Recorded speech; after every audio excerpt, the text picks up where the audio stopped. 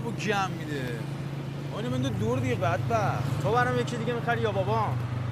مارک خره تو این چیزا حالیت نمیشه دیگه. آره مارکه. ویژه سلسبیل جوادی هم از این مارک فقط. آیدیتون لطفا. آیدی هپی من.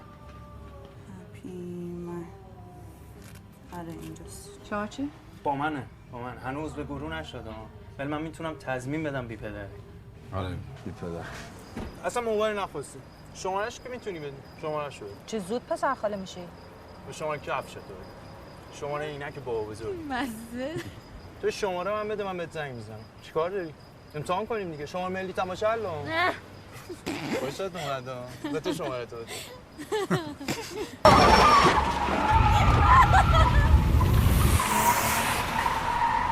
آقا این بعد استاتوس شه 1000 تا لایک بده. بذار یه عکس بگیرم اینم بذاریم کنارش. بیا. شگو جون دوتایی بگیر دیگه. بیا ازم.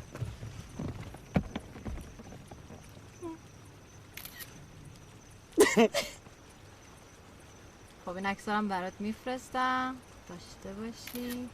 شما نمیخندی؟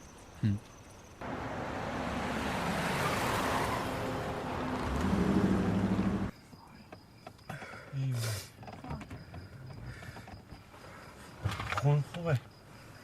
میگن خون خوبه اینجور وقتا ها ماندانا.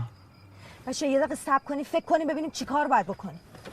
کجا؟ سر قبر بابا. ماندانا امشب میاد خونه تو؟ آره که حالم خوب نیست نمیخوام تنها باشم. نذار بکشه دیگه برای امشبش بس. الان شانس در خونمون زده که الان کار کردیم نکردیم هیچی تموم شده دستمون رفته. جون من بوله واسه باباش دیر میشه. این صبح شد جون من. آقا برو. بیا من چطور کار. باش. دمت گرم.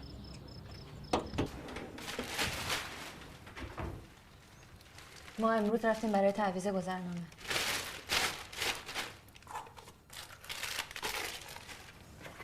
رضا تو قراره یکی دو ماه آینده خانواده تشکیل بدی. بهتر نیست یه خورده تمرین آشپزی خونه داری بکنی؟ بابا ما تا 20 روز دیگه گذرنامه‌مون رو میگیریم. باشه یه وقت دیگه در موردش حرف میزنیم. بابام که بابام 45 شهر پول یارانه اون بهم نمیده. میگه همون نون کنار غذا